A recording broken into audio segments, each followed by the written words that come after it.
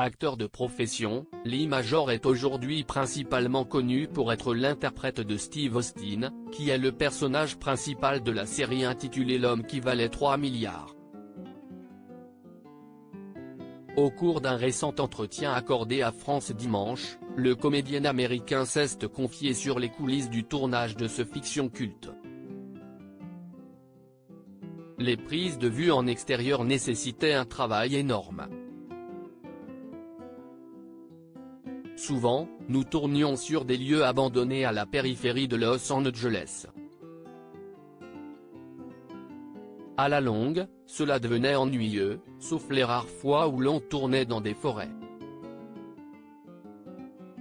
Ce qui était terriblement répétitif, c'étaient les scènes de castagnes bioniques. Mais cette série m'a tellement apporté. Quand je marche dans la rue, je croise des gens qui me racontent qu'ils sont devenus électroniciens grâce à Steve Austin, a indiqué Lee Major.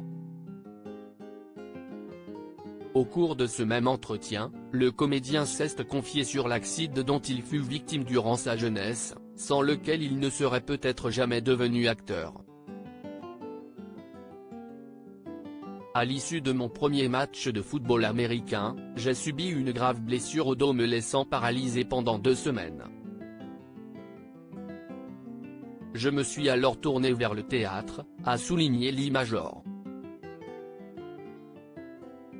J'ai troqué mon nom, Harvey Leary, contre Lee Major, en hommage au héros de mon enfance Johnny Major, joueur puis entraîneur, de football américain, note de la rédaction, de l'Université du Tennessee.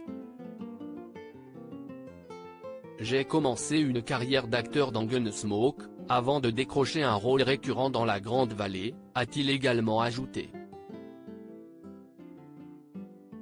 Lee Major, cette tragédie à cause de laquelle il n'a jamais connu ses parents. Lee Major est aussi revenu sur le double drame ayant mené à la mort de ses 2 parents, à quelques mois d'intervalle.